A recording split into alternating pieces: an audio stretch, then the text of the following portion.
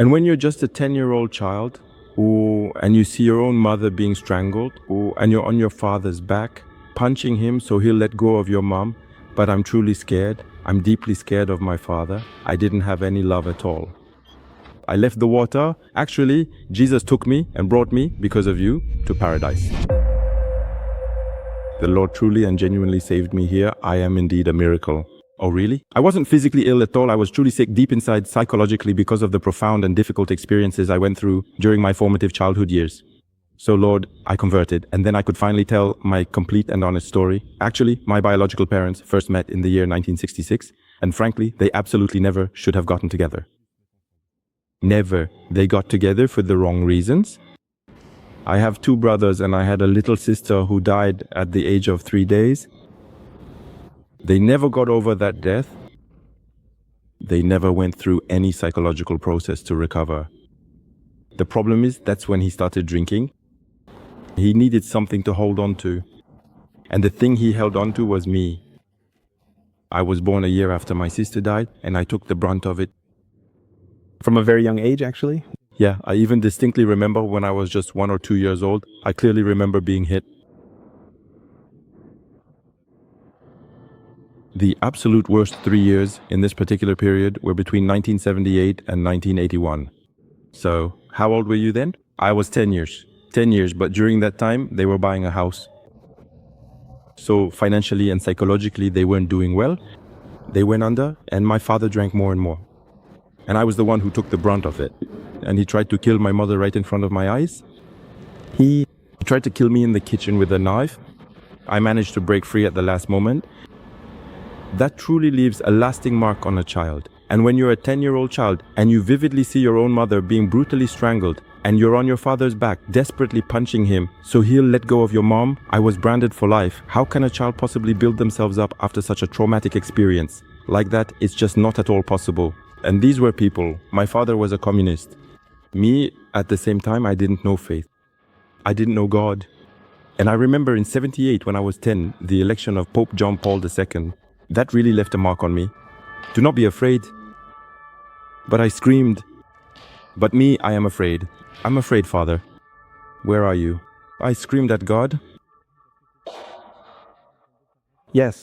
At his election. But where is God?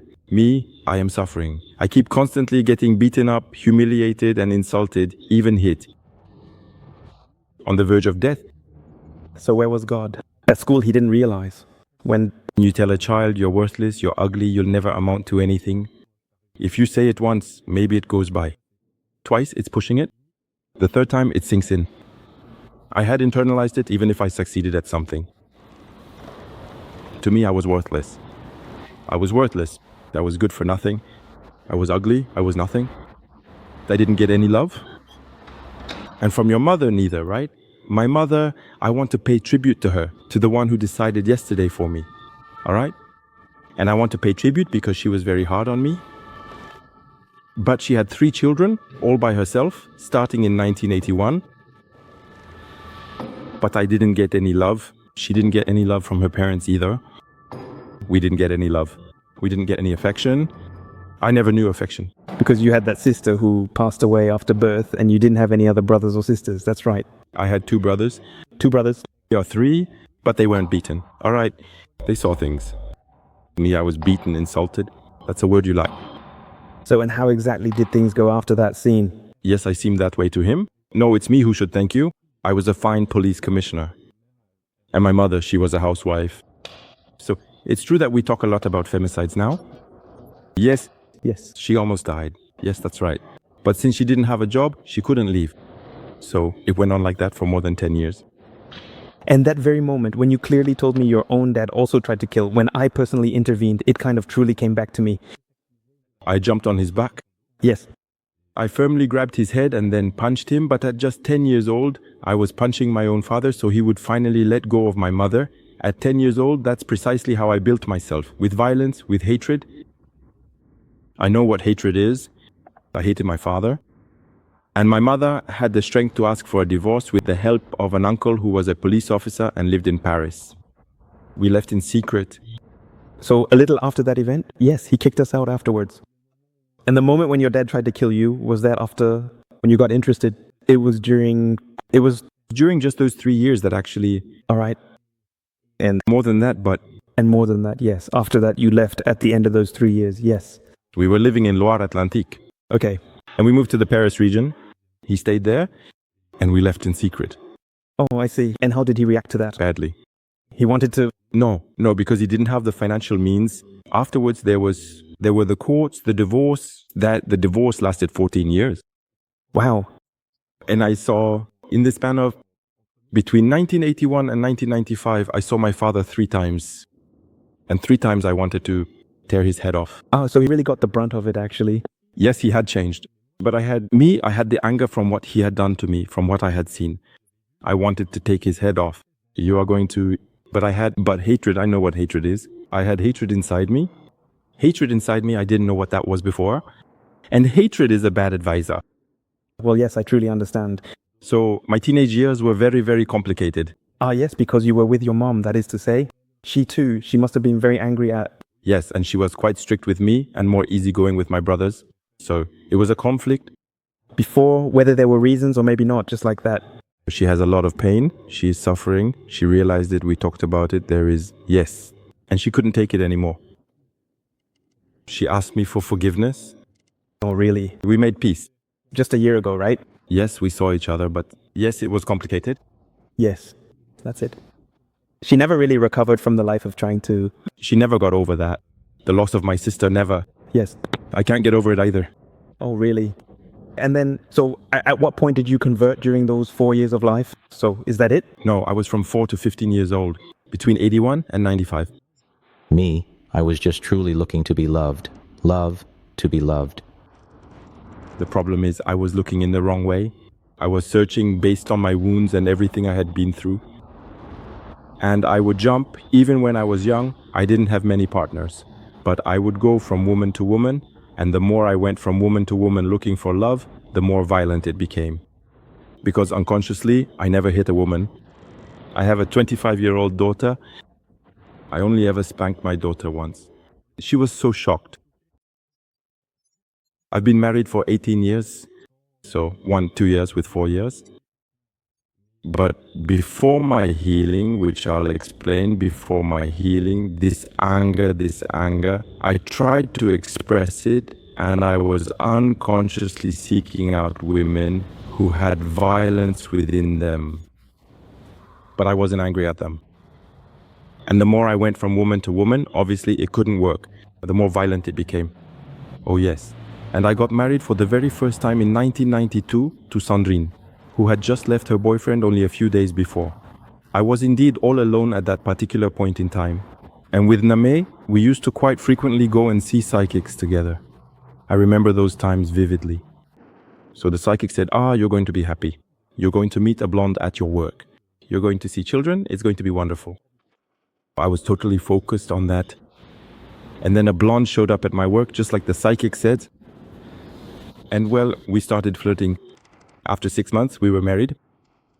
And after 22 months, we were divorced. A relationship built on sand? Well, no. I was looking for love, even if I don't show it. I don't show it. But I was with someone. I was with someone who fulfilled my life. Yes, Noise. But it couldn't work. And on July 24th, 1944, she told me, "You're a good defender. You're a nobody. Get out." Just like my father. "You're a good defender, but you're a nobody." She knew what? No. No, she didn't know. No, she didn't know. But I fell apart. I didn't have a depression, but it was close. But in the span of 3 months, between July and November 1994, I lost everything. I have just recently had 2 car accidents. I lost my wife, my house. I was at rock bottom. And it was at the same time. I was hired at Erateplan in 1992. Met my best friend, who is still my best friend, Jean-Baptiste. He is very religious. He never stopped talking about God. All the time. I said, "You talk about God too much." But it helped me. And given the situation I was in at the end of 1994, he said to me, "I'm not going to sugarcoat it for you. Why don't you ask God to help you? You're at rock bottom. You've lost everything. Why don't you just..." You've got nothing left to lose. I've got nothing to lose. I was a bit skeptical. And on January 2nd, 1995, at 7 p.m., I came home from work. I worked for 30 years at the Eret plant. Okay, I came home, and there I got down on my knees, and I looked up to the sky. I said, Jesus, I don't know if you exist. I don't know if you can really hear me, but if you truly can hear me and you exist, please just come help me. I can't take it anymore, not even a little bit. That's all. But I was sincere. Oh, A great sincerity, a great humility. I gave everything to the Lord. That's what I did. It takes humility to make an act of surrender. We lack faith. I didn't have faith. For God, it meant nothing to me. It was, sometimes even as a child, I actually insulted him because of the difficult things I had been through in my life, and absolutely nothing happened at that particular moment. I slept well. That's already a good thing. And the next morning, I woke up at 7 a.m. to go to work. I remember at 7 a.m., I was awake. I put both feet on the ground. I stood up, and then something extraordinary happened. When I close my eyes, when I pray in adoration, I always have this feeling. That feeling has always stayed with me. That's why, as I said, people always tell me, always with a smile. It comes from there. It comes from there, from my conversion. Actually, I put both feet on the ground. It's Jesus. In fact, he took everything. It kept rising, rising, rising, rising, rising. I felt it. I burst through the void, and I cried. And then I left. Where exactly did I go? I went up there. Actually, Jesus took me, and he brought me to paradise. I didn't see it. You shouldn't see it as a place. I always say that. It's a state of being. Okay. And with human words, it's bland. We can't really explain it. You have to experience it. But I went down there, and Jesus said to me, this is how we love in my home. This is how I was loved. You were struck. I was struck. I was humiliated. I was humiliated. There you go. I experienced what you experienced. There you go. That's all the love I have for you and all the love I give you. There you go. And it lasted 30 minutes. I know because when I came back to myself, I looked at the clock, but it was as if I had, for me, it lasted 2 minutes. Oh yeah. And that You were standing in front of the nest. I was standing in my room, but I was gone. Humiliated. Minutes? An ecstasy. It's called an ecstasy. Jesus took me and led me away. Wow. You have to experience it for yourself. Oh yeah. You declared all the love, Love, all at once, that we had never had before. all at once. He filled me with his love. There are no words. I can't express it. You have to live it. There may be some who won't believe me, but it doesn't matter. I experienced it. I lived it. So did you see anything at all? For example, no, it was really internal. No, it was internal. Actually, it was love with a capital L. It's internal. That's why I say you shouldn't see it as a place. Yes, it's a place, but it's a state of being. Yes. So when we're up there, I'm not afraid. When I die, I don't know when I'm going to die. Maybe I'll have a feeling if he sees me leaving. But I know where I'm going. I know what we experience up there. It's a state of fulfillment, of happiness. What you're saying was true, but you have to multiply it by 1,000 and more. Multiply it by 10,000. Infinitely so. And my colleagues, at lunchtime, when they saw me, they saw this. I didn't tell everyone, just a select few, but they clearly saw my vibrant aura radiating brightly. Like in the 10 Commandments, like when they come down the mountain at Mount Sinai, their faces change. Well, my face had changed too. The night before, I was depressed. The next day, I was radiant. And I didn't even realize it. It was others who told me, what happened to you? And so I answered you. To some who were truly devout believers, I said that I personally saw Jesus and I distinctly heard Jesus speak. And some believed me, others were a bit skeptical. So I learned the hard way to be a bit more careful. But when you experience something profound, You want to share it. so that's the beginning of life with Jesus. Total love. And I devoured the Bible. But I saw the Bible come to life. I devoured it, but to eat, my hunger was different. I wanted, so many things. But it was extraordinary. And he said one last thing to me, just like in the Bible. Follow me. But you know what you really have to do. What I indeed had to do, I understood right away. It was to forgive my father. When I came to, I said, Jesus, I'm willing. but help me, I can't do it alone. So I converted on January 3rd, 1995. I saw my father after 15 years on July 3rd, 1995. Okay, so as I was just telling you earlier, he put someone directly in my path, a woman with a truly terrible temperament. It took an angel an entire day to deal with her. I thought, why are you putting these people in my path? Actually, it was that he helped me toughen up a bit and go back to see my father. So your father you had seen 3 times? Times in 15 years. 15 years. When I left my father in 1981, he was 37 years old. In 1995, he was 51. So I will skip all the intricate details and we will go straight to the real deal. Over there, we hit the road. I was stressed, obviously. When you say we, with my beloved girlfriend. Her name is Frederick, and we then drive there together, and I go back to the very place where I spent my entire childhood, specifically in the old housing project where I was unfortunately beaten and terribly used. He's in the same place. He was living in the same place, and when we arrive, he wanted to close up. It's surprising because he knew we were coming.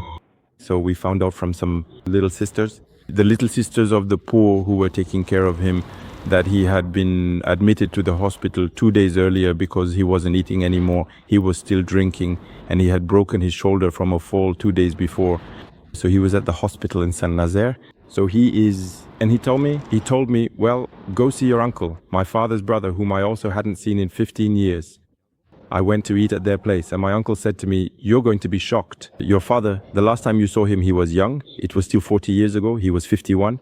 But people would have guessed he was 20 to 50 years older because of the alcohol, almost 75. And it's true that when I saw him at the hospital, I was shocked. He had lost 10 centimeters. He used to be my height. He weighed barely more than 40 kilos. And the doctor at the hospital told me, given his condition, he has about 15 days left to live. And that really affected him. Oh, yeah. He had about 15 days left to live. So, and I don't know, I was in shock. My father, there was... The last time you saw him, how long ago was that? 6 years, 7 years? 7, 8 years. And it was really like the 3 times you saw him, it was just in passing? Passing, went to restaurant with my brothers because I introduced you to Zialine, and I wanted to go with them to protect them, to be careful. Because I was already 16, 17 years old. But I was shocked. I saw my father. At that point, I was 28 years old. And my father, 51 years old. I said, he's an old man. But 51 years old, that's old. Alcohol destroys you. Then he pretends not to know me. I don't say anything. We have to carry him. And we settle in the hospital corridor. About the same distance as you and me. Okay. And then silence. I don't know what to say. And then he lowers his head. He says to me, I've never hurt you. I've never hit you. I say, yes, you did. But he resists. Then fear, I think. Fear. I say yes, but with a lot of kindness. I say, yes, you hurt me a lot, a whole lot. But that's not why I'm here. Because you, since January 3rd, 6 months ago, me, I had crossed over. Yes, I had done some work. I knew deep down that for my own personal good, and especially for his well-being, I absolutely had to forgive him.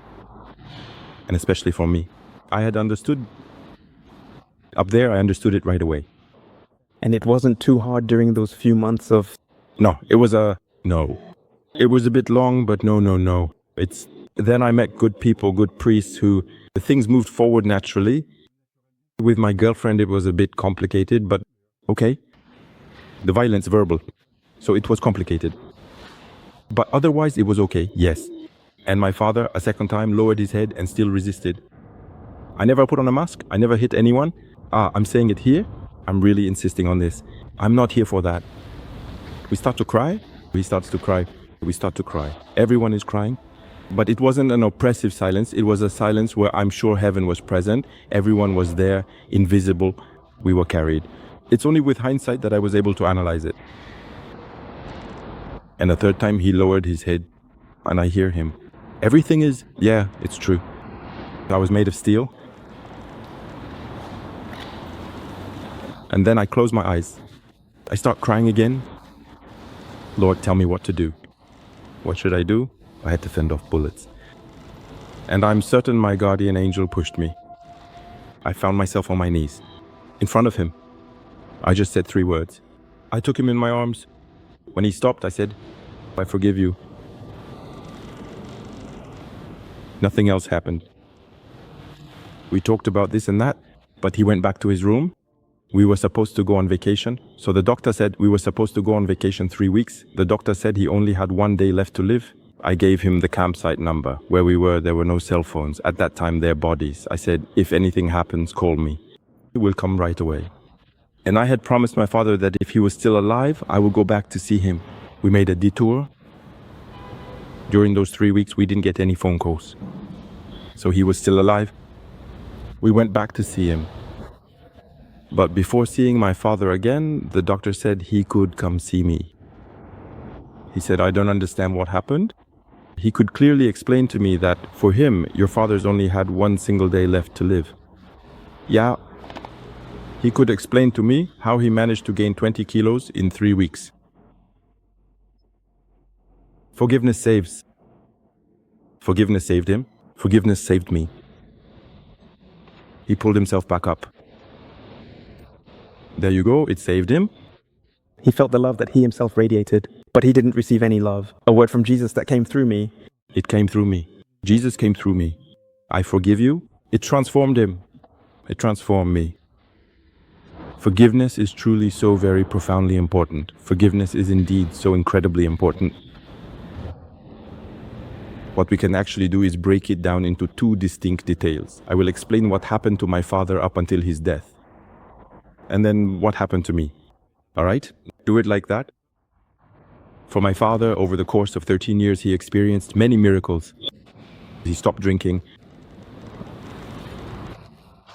He managed to forgive and be forgiven by all my dear brothers. He then moved into a retirement home for the elderly at 53 years old. And that's truly very impossible indeed. He experienced many miracles. He lived a fairly comfortable and good life for 13 long years. He eventually died at the age of 64. And for 13 years, I prayed for his conversion. And he was a communist. If he were still alive, he would be with my vengeful ones. He told me, I will never convert. Never. You should never say never. He told me, no, you can always pray. She would never convert me. I kept praying with moments of doubt, of course. But that's why what I explain to my patients as a communion minister is that the Lord hears everything, hears every prayer. He says yes, he says no, and no is an answer too. Yes, he says wait. And there, the Lord truly told me, patience, patience. For 13 long years, I prayed, and on his very deathbed, there was a genuine miracle. Forgiveness truly works wonders and miracles. But he converted, and it's extraordinary how he converted. My aunt, it was Easter week 2008, and they didn't let me know in time so I could go see him in Saint-Nazaire. My aunt told me, your father, it was a Wednesday evening. Your father just died. But she said to me, can you explain to me because I don't understand? And what she told me, she couldn't have made it up. My aunt is not a believer. She told me at one point he was in a coma. He woke up, sat up on his bed, looked at the ceiling, raised his hands and said, my Lord and my God. He laid his head back on the pillow, put down his hands and died. I'm sure he saw Jesus. I'm sure he saw Jesus. That he had the same experience, He converted at the very last second. No prayer is ever lost, never, never, never. And that I will insist on until the end of my life, never. Like a father, sometimes you have to say yes, sometimes patience. He died at 64 from throat cancer as a consequence of the glue and all that. And how did you feel when you learned that he had died? I was sad but happy because I had my aunt right away. Yes, It was such good news. It made up for it. I had a profound sense of joy. My heart aches again when I see him leave. I'm going to see my half-sister. We're going to talk about it. I'm going to see my granddaughter. I have a granddaughter too, her. My mother, who passed away a month ago, who never lived in the fair at all, with my wife, a month ago, we felt inside that I had forgotten. She said yes, and then she left. and we got confirmation here at Saint Nicolas des Champs, but yes. And for me in 95, I was still searching for love. I found the love of Jesus, inner love, spiritual love, but human love is important too. I needed that. And the problem was that I was always searching the wrong way. I still had those wounds. And I met the mother of my daughter when I was 25, an Antillean woman. And it was violent, both verbally and physically. I never hit her, she hit me. And that's when I started telling myself, if you keep going like this, you're going to end up with someone who will kill you. But yes, it's not possible to go on like this. I couldn't go on like this. So I said to the Lord, help me meet the right people. Really. And that's what happened. I met my spiritual father, the one who led the Frédéric Charité room from Château de Galore or Yamatrobain. You know him. So I met my spiritual brother in the Holy Land in July 1998. And he took me under his wing. I started to understand my own mechanisms thanks to him through his teachings. It's a silent retreat. There you go. And what was also a trigger was that I also went back to the Holy Land in 2000. And I met a couple of psychologists, one of whom is now like a second mother to me. That was 25 years ago, Anne-Marie. And I did 2 years of therapy. There you go, a therapy to really understand. I wanted to heal, to understand my own mechanisms. And I had my daughter in the meantime. And with my daughter's mother, we got married at City Hall and then we divorced. And I promised the Lord, I said, when I'm healed, well, you will show me the woman you have placed on my path. Actually, there was a phrase that was a turning point for me in 2002 during a retreat with Father Michel. It says, your due indicates. I don't know if you know it. An unbeliever takes a wife, he chooses his wife by his own wounds. A believer receives her from God. That was a turning point. It's truly true. So I said, I will wait as long as it genuinely takes. As long as it truly takes, but Lord, please give me the wonderful woman who is absolutely right for me. And he certainly has a great sense of humor. And God has a great sense of humor, a great sense of humor. Oh yeah, why is that? I didn't have to wait long. I waited 4 months. Actually, it's my godmother who is a psychologist. Yes, I used to go to her place regularly. And in 2002, I wasn't supposed to have any vacation days. And my boss said to me, you've got too many vacation days, you need to use them up. I said, but it's July? Well, that's not a big deal. I don't have 10 extra days, it's not much. So I asked her if I could go to her place next to Martin Robbins. Okay. I arrived on Saturday. I went to eat at Martin Robbins, folded the nadi to try to find the Lord, to put the woman in my care. And Anne-Marie said to me, I'm receiving a member of the community of the Beatitudes. Wednesday. So manage on your own, do what you have to do. I was a runner. I thought I'd get something to eat. And on Wednesday, I saw a young woman arrive at the back near the gate. So for the 9:30 appointment, I went about my business. And Anne-Marie arrives an hour later, running into the kitchen, and she says to me, I'm sure the woman the Lord has entrusted to your care is in my office. Dress nicely, make yourself look good, and come right away. So I dressed well, did my hair. I went upstairs, it was a small tower in the garden, and as soon as I opened the door, she was right in front of me. Inside, I just knew. It was her. It was like love at first sight. For her, it was mutual. It was mutual. And Anne-Marie said to me, this is the first time I've ever seen love at first sight. No words, nothing. The Lord made us understand that we were made for each other.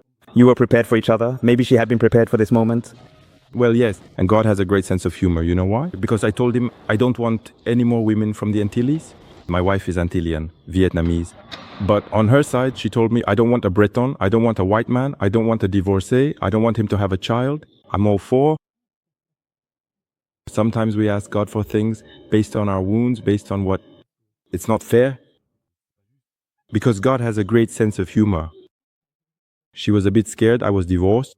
I had been married in the church. On top of that, as soon as I met her, I applied for an annulment of my marriage. Well, yes, it took 3.5 years. Okay? And you got it. In end. I got it in February 2006.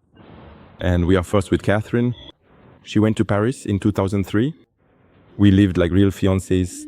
Oh, until just the actual wedding. Yeah, I can tell you 34 or 35 is not 8 years old, but it brought our relationship closer. We got married in August 2006 with my spiritual father. Okay. And we wanted a child, of course. And the problem was, we didn't know she was suffering from endometriosis. 20 years ago, people didn't talk about it much. So we tried, meaning we struggled. We struggled a lot, struggled. And she got pregnant. And that's a wonderful story. Another miracle from the Lord. A miracle, an ecstasy. It might be sad, but yeah, you'll understand. She got pregnant at the end or beginning of October 2009. We were very happy. That means the birth would be in July or August 2010. 2010, that's right. At the end of November 2009, 2 months pregnant, it wasn't going well. It was Saturday morning. Luckily, I wasn't working. She told me, my stomach hurts. I'm calling the firefighters. We're not staying here. She told me, no, I'll just stay on the couch. I said, no, I'm calling the firefighters. They arrived very quickly, fortunately. If we had waited an hour, she would have died. She had an ectopic pregnancy. The fetus had stayed in the fallopian tube. It ruptured internally, causing significant internal bleeding. Emergency at the hospital, she had surgery, her life was at risk. So they saved her, but we don't know if it was a boy or a girl. With a fetus, you can't tell. A month and a half, 2 months. So we had picked out names, especially for a girl. For a young girl, it was Victoria, for victory. What? She was 40 years old once again? Yes, absolutely, quite so. You know, actually, you see, really. So we didn't give that precious child a name, and we really didn't feel very well at all. We felt quite uncomfortable. It was a truly difficult situation. And then that tragedy really affected us. Fortunately, we love each other. We were well supported. And I said, I'm going to retire. Holy Week 2010, I said, to take a break, then we'll pray, and we'll ask the Lord to guide us. And my wife couldn't come. And there, I really didn't ask for anything at all, in any way. I didn't ask for anything at all. On Holy Wednesday, I sought permission. Well, as soon as he reverently raises the consecrated host, I will promptly leave. I didn't ask for anything specific or particular. I leave. There, I don't hear Jesus, but I leave. Nothing else exists. I cry, but I leave up there. And you know what happens? In front of me, I see a little girl running, 5, 6 years old. And I'm moved because I always have her face before me. My daughter, she would have been 14 this year. I see the little girl, 5, 6 years old, with bunches of blonde hair. I'm blonde. My wife is Vietnamese and Chinese with slightly slanted eyes. Olive skin. She says to me, Dad, I am your daughter. Give me a name so I can grow up in God.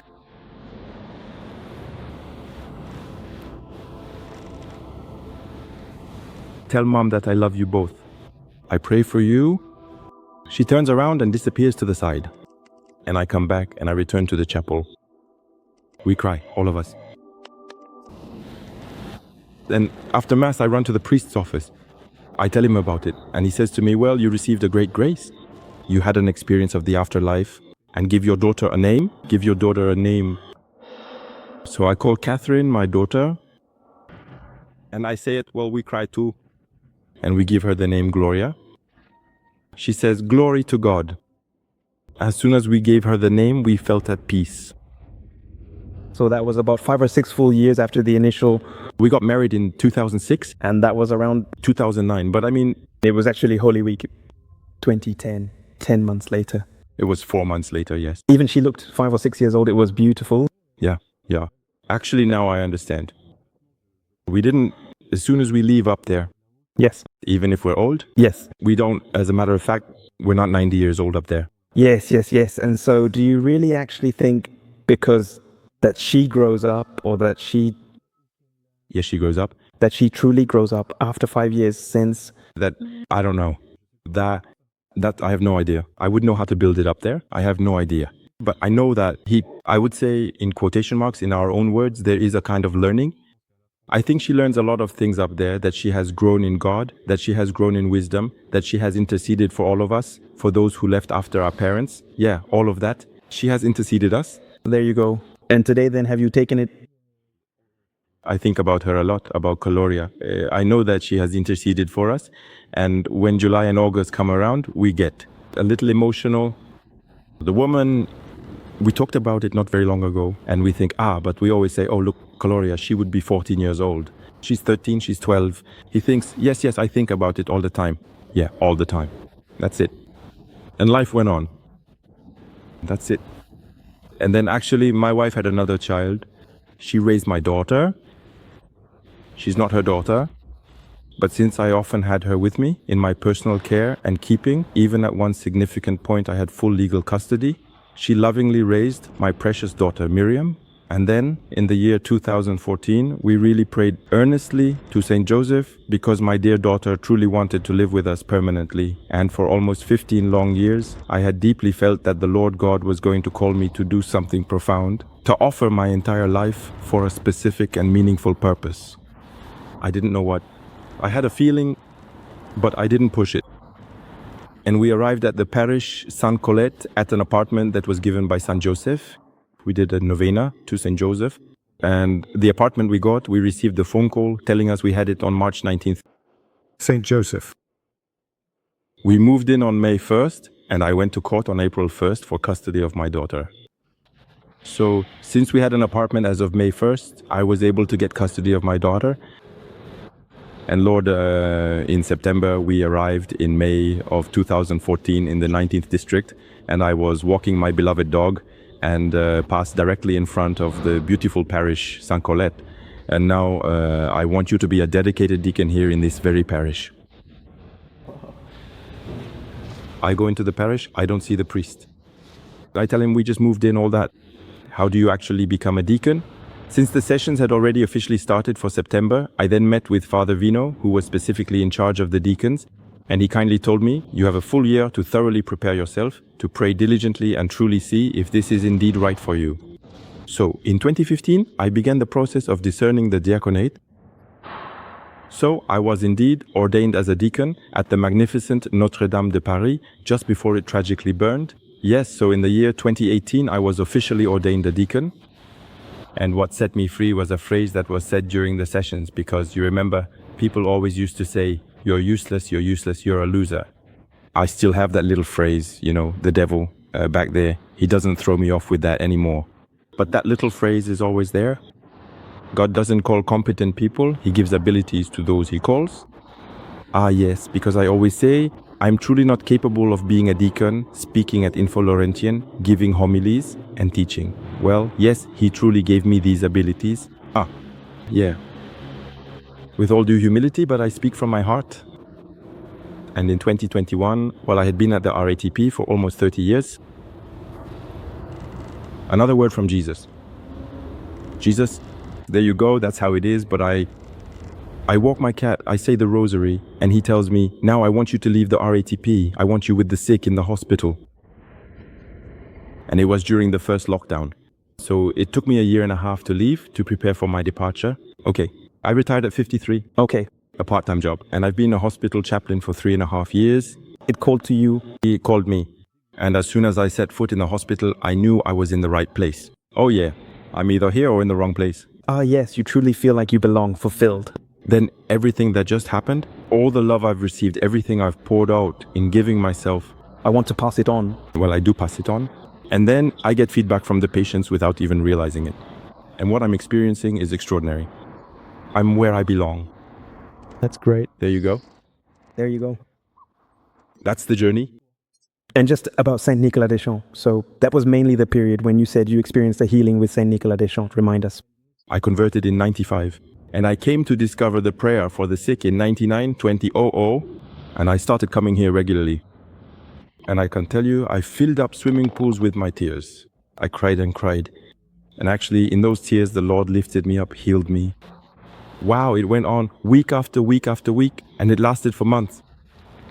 But it was extraordinary. It lasted for more or less, actually. He lifted me up little by little. Some people are healed instantly. And sometimes healing takes several weeks or even months. For me, it took several months. But it had to happen gradually. That's it. For me to recover, that's it. incredible. And it's a place I really love. Now, as a deacon, I know I am the one who carries the Blessed Sacrament, who leads the prayer, and now I'm on the other side. It's a wonderful gift. How long exactly have you truly been serving as your deacon? I've been a deacon for 6 years, and for the past 2 years, with other deacon friends, we've been doing the processions. All right.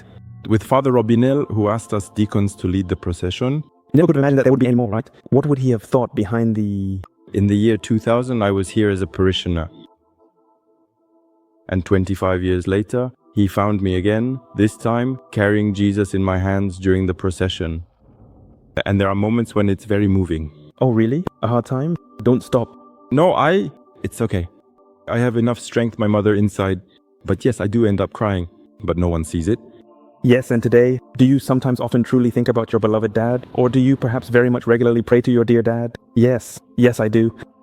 My mother, a month ago, I think about her. I do. Maybe they've seen each other, even if they're divorced, there's still a bond. Yes, I think about my sister, whom I don't know, about my daughter.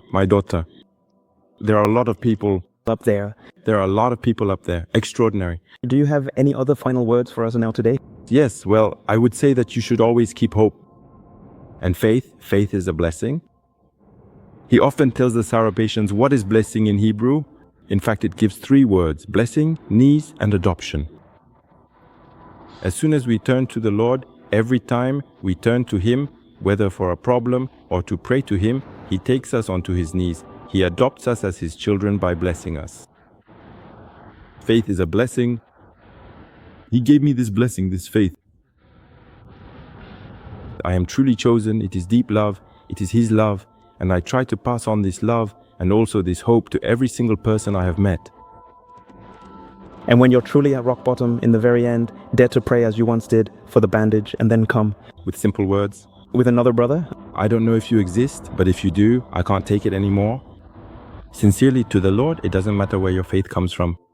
With that one, He gives it right back. He, in turn, in fact, then actually subsequently teaches me through it.